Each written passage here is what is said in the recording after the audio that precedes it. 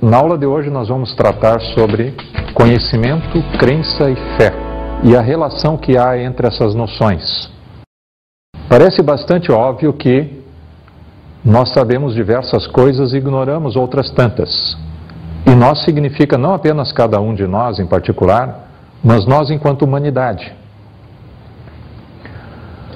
É nesse sentido também que podemos dizer que somos todos filósofos, já que filósofo significa aquele que deseja saber.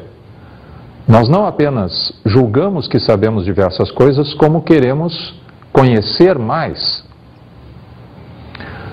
No entanto, tanto no discurso comum quanto no discurso científico, às vezes se confunde conhecimento com crença, ou conhecimento com fé. Tanto que se fala, por exemplo, em conhecimento religioso. Vamos ver como isso acontece em um diálogo. Você sabe disso? O verso deixa todo mundo isso. Melissa, você sabe o que é um quiliágono? Quiliágono é uma figura de 1000 lados.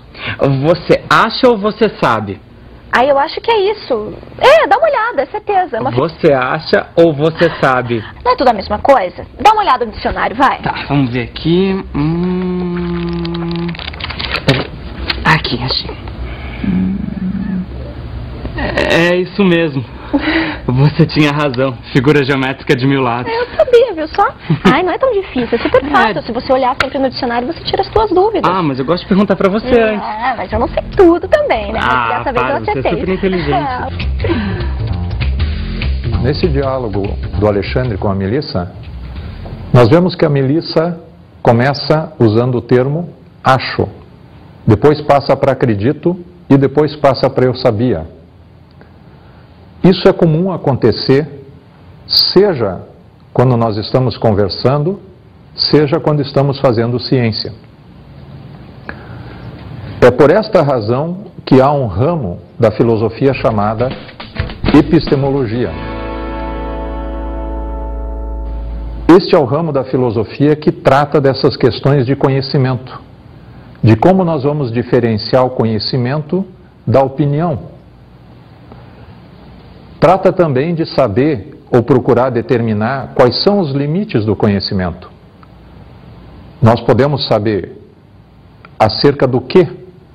Até onde vai o nosso conhecimento? A epistemologia também trata, nas diversas ciências, de como nós adquirimos esse conhecimento, de como nós ajuizamos sobre esse conhecimento. Vamos então falar sobre epistemologia. Epistemologia é um termo grego, composto de duas palavras gregas. Episteme, que significa conhecimento, e logos, que significa discurso ou teoria.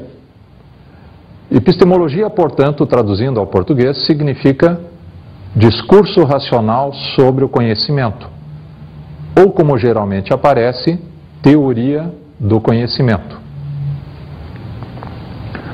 Em uma importante obra chamada Teeteto, o filósofo grego Platão descreve um diálogo ocorrido entre o seu professor Sócrates e um jovem chamado Teeteto e o professor dele chamado Teodoro. Neste diálogo, se procura determinar o que é o conhecimento. Essa é a pergunta que eles querem responder. Não quais são os conhecimentos particulares, mas em geral o que significa dizer que alguém conhece algo. Porque que as pessoas conhecem diversas coisas não é posto em dúvida. Mas se elas conhecem diversas coisas, seria adequado e produtivo se nós fôssemos capazes de dizer em que consiste isso, conhecer algo. Neste diálogo são apresentadas algumas tentativas de solução dessa questão. A primeira proposta, que é feita por Teeteto, é de que conhecimento é sensação.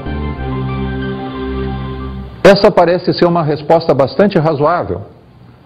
Era razoável naquela época e parece bastante razoável ainda hoje. Muitas pessoas parecem pensar nessa linha, de que conhecimento é sensação. Dito de outra maneira, conhecer é sentir. Por que isso parece razoável? Porque é assim que nós sabemos diversas coisas, através das nossas sensações. Então talvez seja o caso de que conhecimento é sensação. Contudo, essa resposta, por mais razoável que pareça de início, não pode ser verdadeira, ou não pode ser, pelo menos, completamente verdadeira. E é isso que Sócrates mostra. Porque se fosse verdadeiro que conhecimento é sensação, como é que nós explicaríamos as diferentes sensações que as pessoas têm em relação às mesmas coisas? Por exemplo, se uma pessoa sente o vento frio e outra pessoa sente o vento quente, como é realmente o vento? Frio ou quente?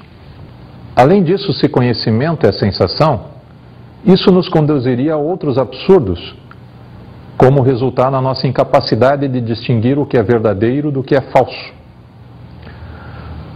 Outra proposta que aparece no diálogo é de que conhecimento é opinião verdadeira.